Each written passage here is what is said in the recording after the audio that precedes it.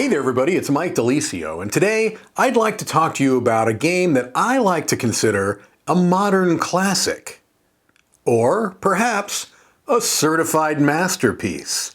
The game I'm talking about is Through the Desert. This game is designed by someone who I have in the highest spot of esteem in my personal Mount Rushmore of game designers. This is Dr. Reiner Knizia. As a longtime vocal fan of many games by Reiner Knizia, you can imagine my excitement when I found out that this previously out-of-print game, Through the Desert, is coming back, and it's being brought back by Allplay, a publisher who is not only a sponsor of the Dice Tower, but also makes many games that I enjoy a lot, and the productions are always something that I find to be very, very impressive. So the thought of this game with a proven track record, a game I've played many times, is now going to be brought back from a publisher that I know is going to handle the production well. Let's just say I was slightly excited.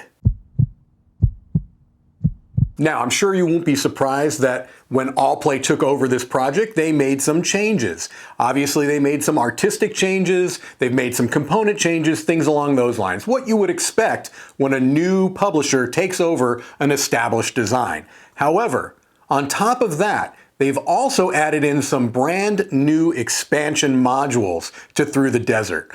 On the Dice Tower, we had a playthrough of the core game, the base game, with a couple of those modules added in, and so I've linked that video in this one. You could check that gameplay out. But what this video is going to do is spend a little bit of time talking about each of those modular expansions, how they change up the gameplay, what they add, things along those lines. So let's head over to the table. I'll talk about each of these modular expansions in turn, and I'm also going to show you what the back side of the board, the river side of the board, is all about as well.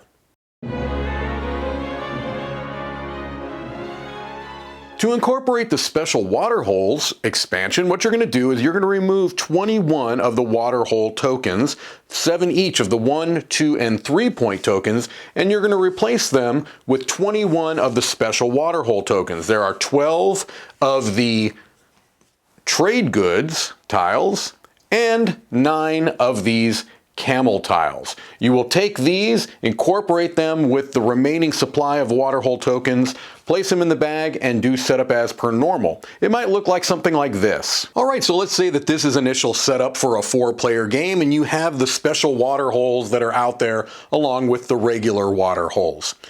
So as you can see, we've got those 2 different types. We've got the trade goods here and the extra camels along the board. Let's say that the yellow player is going first and they have cleverly positioned themselves between 2 of these special tiles. So let's say that they may, on their first turn, extend their caravan out this way, collect this special tile, go out this way, collect this special tile, and that would end their turn.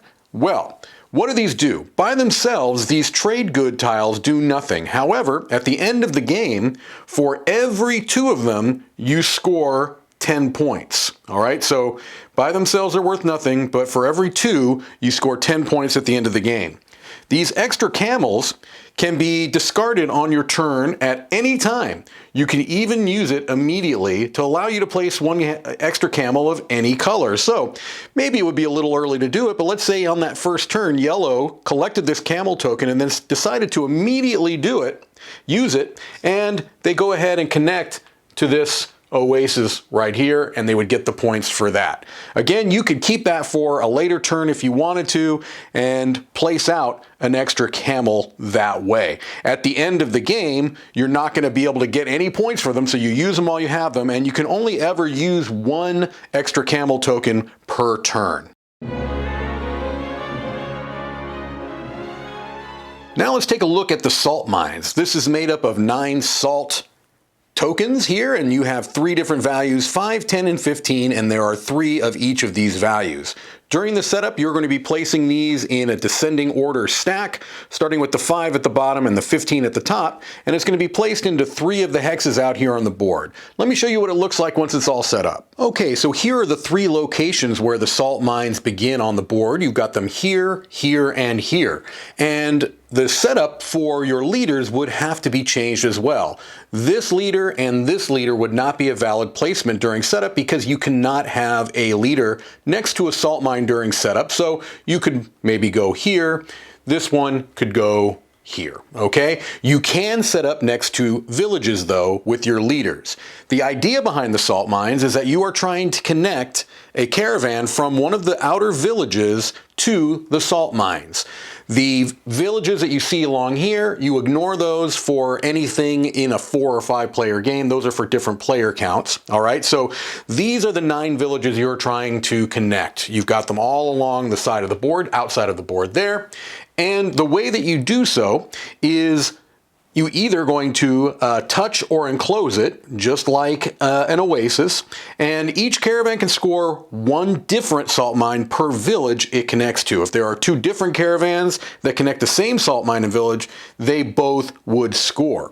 So, for example, we have got, let's say the orange player here has set up next to this village at the beginning of the game, and perhaps they, throughout the game, are going to be placing their camels, extending this caravan in such a way that they connect to a salt mine before anybody else does. Let's say they also snagged this camel token first. Okay, so now they have connected this village to this salt mine. If they were the first to do so, they will take the 15-point token and they will put it in their scoring area. That'll be 15 points for them at the end of the game. Now, if additional caravans come and connect, they're going to get the remaining tokens in the order that they retrieve them. Once all 3 of the salt mines are off the board, then they're considered an empty space and camels can be connected or can be put in that hex where the salt mine used to be. That's the general idea. You are connecting villages to salt mines or perhaps enclosing them as well. Now let's talk about the Rival Nomads cards. There are 10 Rival Nomad cards that come with the expansion, and what you're going to do is at the beginning of the game, during setup, you're going to place any 2 of these Rival Nomad cards face up next to the board. This is something for endgame scoring where any player who has fulfilled one of these cards takes it and scores an extra 10 points. If 2 or more players tie for it, they are going to each get a 5-point token instead. So you can see that they are relatively straightforward goals you're trying to achieve. The most claimed oasis markers, most enclosed spaces containing empty watering hole hexes, highest number of enclosed areas, most camels adjacent to oases, the largest caravan, most claimed water hole markers including trade goods, most camels adjacent to the outside board edges, most camels within 2 spaces of the middle mountain range, which is right here, and it specifies that this is only if you're playing with the desert side of the board. There is also a Rival Nomad card that is exclusively for use with the river board. I'll show you in a second. Most camels in your smallest caravan, and here's that river card. Most camels adjacent to the river. I'll be showing you that side of the board in just a moment. You can only have this card if you're playing with that side of the board. Now let's talk about the Crocodile Watch expansion. It is made up of just a couple of components. You've got the crocodile meeple here, and you've got the crocodile control marker, which has 2 sides, the awake side and the asleep side, which is only used in the 2-player game. During setup, before the leaders are actually placed, you would pick a random hex next to an oasis and put the crocodile there. So let's say it was chosen here. What this does is during setup, it means that no leaders could be placed in any of the surrounding hexes. And then throughout the game, wherever the crocodile is at, you cannot place any camels on its space or any of the adjacent hexes. So it's basically blocking off a number of different hexes from being populated with camels.